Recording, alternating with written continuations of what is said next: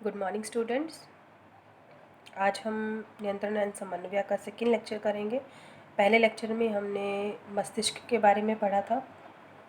हमने ये पढ़ा था कि किस तरह उसके जो तीनों भाग होते हैं वो अपना अपना रोल प्ले करते हैं। तो आज हम उसके बाद पढ़ेंगे कि जो ऊतक होते हैं, टिश्यूज़ होते हैं, उनकी रक्षा कैसे होती है। तो जो ये टॉपिक मस्तिष्क वाले टॉपिक से ही जुड़ा हुआ है, तो मस्तिष्क के जो ऊतक हैं या आप कह सकते हो कि वो भी एक तरह का टिश्यू है। तो वो उसकी हमारी बॉडी में रक्षा कैसे हो रही है, तो ये ऊतक रक्षित कैसे होते हैं। मस्तिष्क हड्डियों के बॉक्स में उपस्थित होता है जिसे खोपड़ी कहते हैं। आपका जहाँ आपके सिर के बाल हैं, आपका वो हिस्सा खोपड़ी है। इसमें तरल पदार्थ होता है जो मस्तिष्क को अवशोषक देता है। तो हमारे खोपड़ी के और मस्तिष्क के बीच में जो तरल पदार्थ है वो एक अवशोषक का काम करता है, ताकि जब भी कोई जरक या झटका लगे तो वो उस झटके को मस्तिष्क तक ना पहुँचने दे और उसका अवशोषण कर ले। कमर का मध्य भार वाली संरचना को कशेरुकदंड या रीढ़ की हड्डी कहते हैं। आपके बैक साइड पे जो गर्दन के नीचे जा रही है हार्ड, जो पूरी तरह एक आप कह सकते हो कि उभार है, उसको संरचना को आप कशेरुकदंड या रीढ़ की हड्डी कहते हैं, जो मेरुरज्जु की रक्षा करती है। जो गर्दन के पीछे जो मेरुरज्जु है उसकी रक्षा करती है, जिसका सीधा कॉन्टैक्ट ब्रेन से होता है। तंत्रिका ऊतक कैसे कार्य करता है। अब एक न्यूरॉन है जिसका अपने डायग्राम पीछे पड़ा है, वो कार्य कैसे करता है, कैसे वो सारे काम करता है। तो यह मस्तिष्क से सूचना प्राप्त करता क्या करेगा, ये मस्तिष्क से सूचना प्राप्त करके पेशियों तक भेजता है, ताकि पेशियां सूचना के प्रति अपनी क्रिया कर सकें। पेशी कोशिकाएं अपनी आकृति, जो भी जिस तरह का भी मैसेज होता है, पेशी कोशिकाएं अपने आप को वैसे ही ढाल लेती है। इसलिए इसका कारण है कि क्योंकि इनमें एक विशेष प्रकार का प्रोटीन होता है जिसको कोलेजन प्रोटीन बोला जाता है, जो उनकी आकृति और व्यवस्था को बदल देता है। जो जैसे ही आकृति मतलब जैसे ही कोई भी संदेश मिलेगा, पेशियों ने अपनी जो पोजीशन है, अपना आकार बदलना है, वो कोलेजन प्रोटीन की हेल्प से वो बदल लेती है। तो अगला जो हमारा टॉपिक है समन्वय का, पादपों में समन्वय। पौधे हमें पता है, कुछ पौधे ऐसे जो छुई मुई का नाम सुना, टच करते ही वो बंद हो जाते हैं। कुछ पौधे ऐसे हैं आप देखेंगे कि वो मुरझा जाते हैं, पानी भी नहीं। तो इस तरह पादपों में समन्वय में पौधों में गति वृद्धि, पौधों में जो गति है वो दो तरीके की होती है। वृद्धि का गति पर निर्भर न होना या वृद्धि का गति पर निर्भर होना। वृद्धि का गति पर निर्भर न होना मतलब कई बार क्या होता है कि हम देखते हैं कि पौधे जब वृद्धि करते हैं, इसका मतलब वो गति नहीं कर रहे। मतलब जब भी कोई पौधा बढ़ रहा है, अपनी शाखाएं बढ़ा रहा है, तो इसका मतलब ये नहीं कि वो वृद्धि कर रहा है। जैसे छुई मुई का पौधा है, उसकी अपनी गति होती है। जैसे ही वो किसी चीज़ के कांटेक्ट में आता है तो वो मुरझा जाता है। इसका मतलब क्या है कि जिस पौधे की जो गति है, वो पौधे विद्युत रासायनिक साधन का उपयोग कर सूचनाओं को एक कोशिका से दूसरी कोशिका तक पहुंचाते हैं। अब जैसे जैसे टच का उसको जो उद्दीपन का टच, मतलब आप उद्दीपन उसे जैसे टच उसको करते हैं तो वो एकदम से सारी पत्तियां बंद होने लगती है, तो वो इनका जस्ट एक रासायनिक मैसेज उन तक जाता है।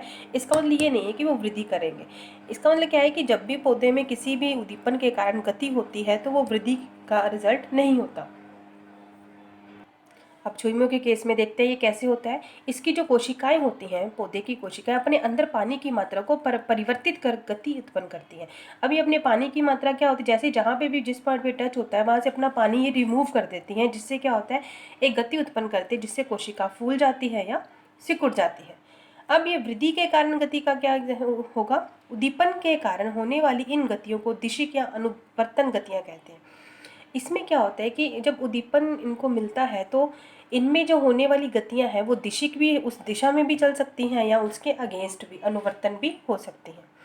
अब जैसे प्रतान का नाम आपने सुना है। प्रतान वह भाग होता है जो वस्तु से दूर होता है और तेजी से गति करता है, जिससे प्रतान वस्तु के चारों ओर लिपट जाती है। अब आपने बेल देखी होंगी, अंगूरों की देखी होंगी, आपने करेले के पौधे की बेल देखी, उसमें जो आपने सब्जियों को बेल देखी, तो इनमें क्या होता है, अब इसमें जैसे हमने बात करी है कि जो करेले की बेल होती है या बहुत सारी सब्जियों की, जो उनके ऊपर एक इस तरह की पूरी लंबी सी तार सी लगी होती है जो फोल्ड होती है, तो उसको जैसे कहते हैं कि उसका दो हिस्से होते हैं। एक तो बिल्कुल बेल के साथ टच होता है, जो बेल से निकलता है, दूसरा जो बेल से दूर होता है। तो जैसे ही दूर वाला हिस्सा किसी की वस्तु के टच में आ जाए तो उसकी वहीं ग्रोथ रुक जाती है और वो पीछे से बढ़ता जाता है। तो जितना वो बढ़ता जाएगा एक स्प्रिंग की तरह वो गोल होता जाएगा।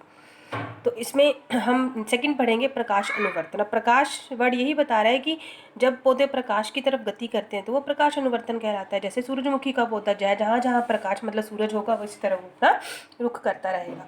गुरुत्वानुवर्तन या गुरुत्वानुवर्तन गुरुत्व बल कहाँ लगता है? पृथ्वी हर वस्तु को आकर्षित करती है। इसका मतलब क्या है कि पृथ्वी की तरफ गति करना। तो अब हमें पता है कि पौधे की जड़ है वो पृथ्वी से नीचे की तरफ होती है और जो तना है वो ऊपर की तरफ होता है।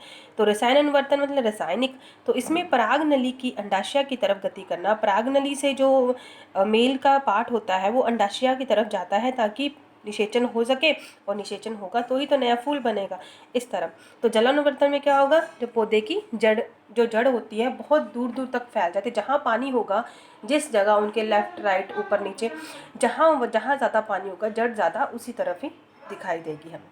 आगे हम बात करेंगे इसी के अकॉर्डिंग पादप हार्मोन्स। अब पादप हार्मोन्स क्या होते हैं?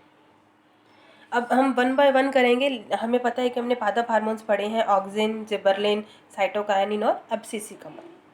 तो ऑक्सिन क्या करता है? ये कोशिकाओं की लंबाइयों में वृद्धि करता है। शाखाओं के ऊपरी सिरों पर बिल्कुल टिप पे प्रेजेंट होता है ये, और ये प्रकाश अनुवर्तन में सहायक होता है। और इसी तरह जिबरलिन भी यही काम करता है, लेकिन ये तने की वृद्धि में सहायक होता है। तने की वृद्धि मतलब तने की जो गिर्द बनती है, छोटे से छोटा पौधा है उसका पतला सा तना होगा, फिर वो बड़ा होता है, एक पेड़ बनता है। तो जो तने की गिर्द है, वृद्धि है, वो जिबरलिन के रिस्पॉन्सिबल होता है।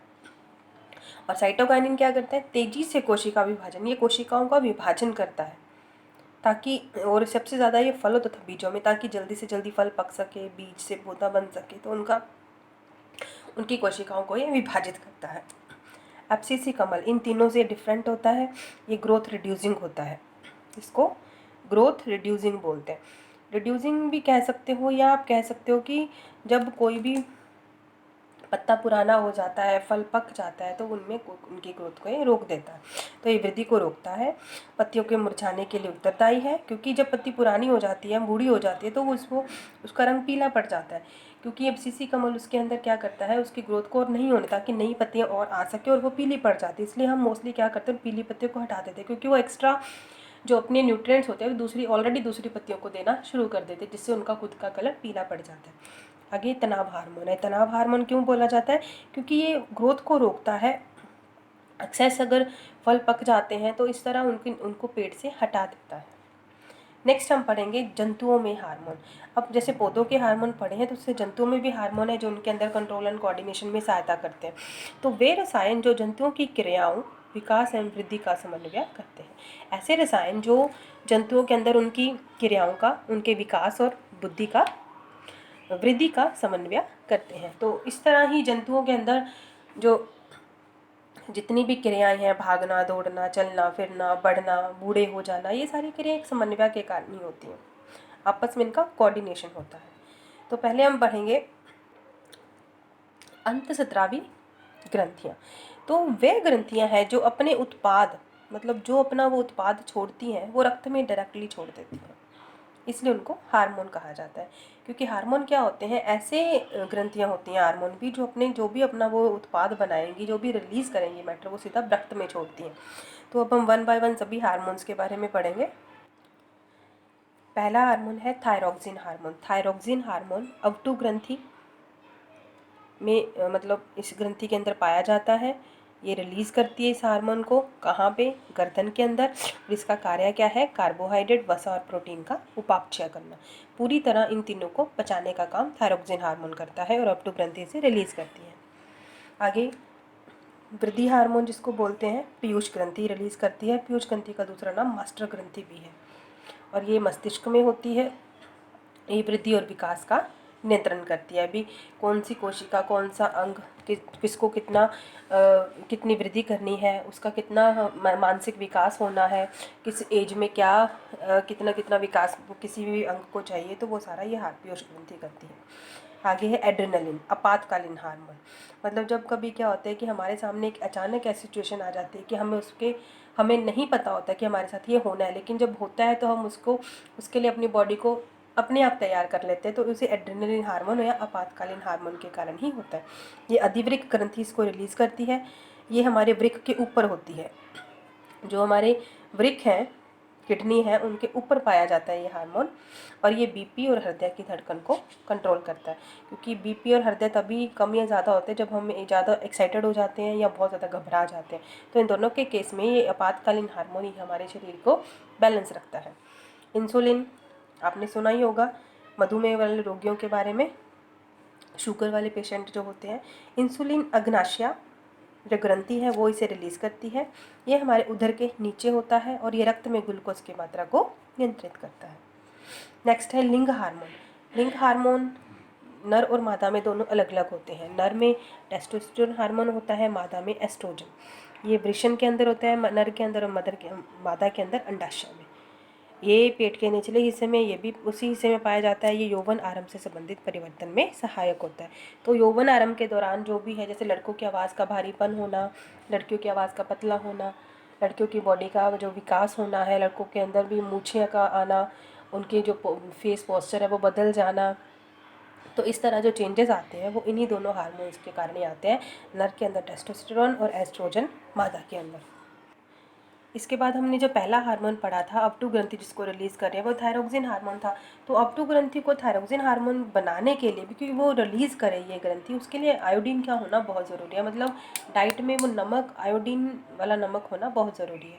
तो यह हार्मोन कार्बोहाइड्रेट, वसा और प्रोटीन का उपापचय को नियंत्रित करता है, जिससे शरीर को संतुलित वृद्धि हो सके। और आयोडीन की अगर कमी होगी तो गला फूल जाता है, जिसे ग्वाइटर कहा जाता है। तो अपटू ग्रंथि जब थायरोक्सिन हार्मोन नहीं बनाएगी तो इसकी कमी से ग्वाइटर रोग होता है। इसलिए अपटू ग्रंथि को थायरोक्सिन हार्मोन बनाने के लिए आयोडीन की आवश्यकता होती है। इसीलिए डॉक्टर हमेशा आपको आयोडीन युक्त नमक खाने की सलाह देते हैं, ताकि आप ग्वाइटर से बच सको। धन्यवाद।